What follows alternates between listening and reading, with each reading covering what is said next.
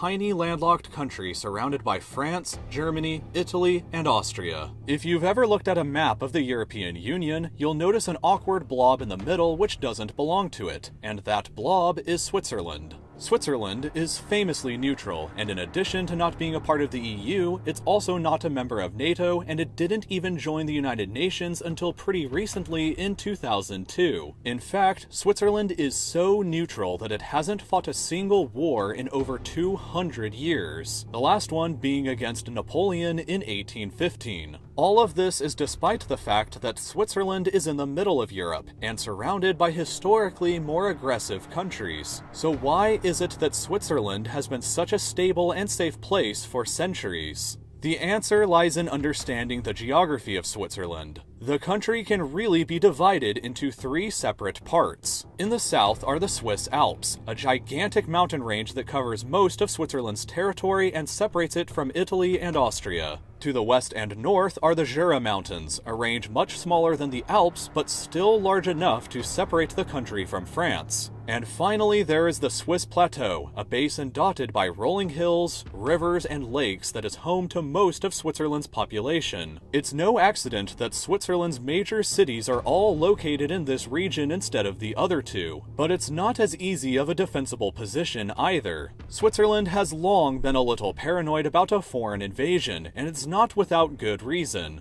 In the First World War, Germany invaded neutral Belgium in order to attack France in a more vulnerable position. And in the Second World War, Switzerland found herself in 1940 to be completely surrounded by Axis-occupied territory and faced an imminent threat of invasion from Nazi Germany. The invasion never happened, but fears persisted into the Cold War of a potential Soviet invasion, and that attitude has never fully gone away. Switzerland's plan for dealing with a potential invasion from anybody was called the National Redoubt, and it was essentially intended to make any possible enemy look at the map, look at Switzerland, and think to themselves, no thanks, I'll take over something a little easier instead. The first reason why is Switzerland continues to have mandatory male conscription, meaning that all men have to serve in the military for 170 days and receive basic training. They enter into the reserves afterwards and keep their rifles at their home, and although many get exemptions, Switzerland has the ability to mobilize over 200,000 soldiers within 72 hours of an emergency being declared. In addition, every road, bridge, tunnel, and railroad in the country has been designed in a way that they can be remotely blown up to deny a possible invader from ever using them.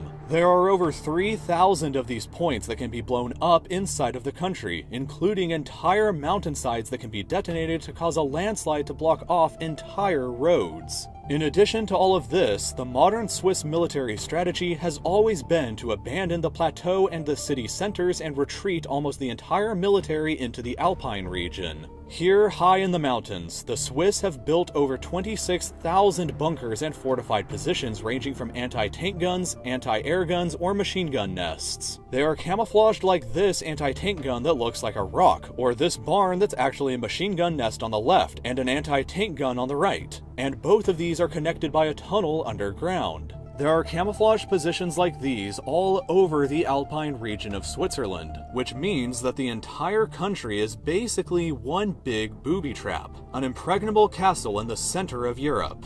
This is why Switzerland has been able to remain neutral throughout some of the most difficult times in European history. But many now question the importance of this defensive and neutral mindset. Germany, Austria, Italy, and France are today all European Union member states and have no militaristic intentions on conquering Switzerland. The National Redoubt has seen many of its fortresses and bunkers turned into museums in the last few years, and Switzerland is planning on downsizing its military from around 200,000 to only 80,000 by the year 2020. But nonetheless, one place that Switzerland will always be is the safest place in the world to possibly be at in the event of a global nuclear war.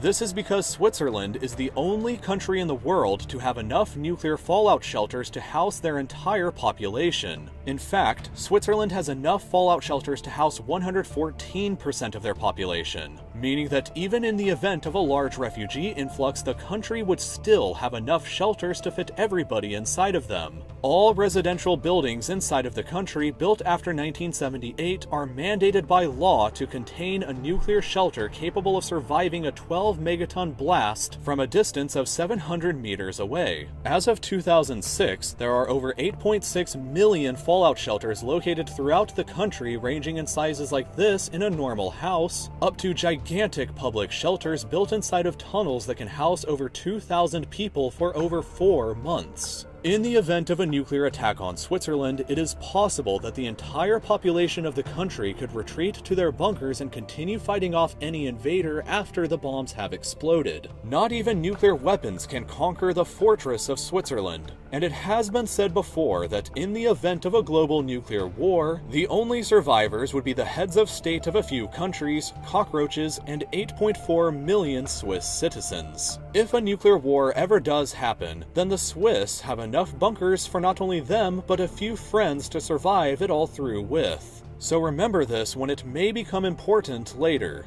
Switzerland is likely the safest place you could possibly be during the event of a nuclear war or World War III. Before you start making plans to visit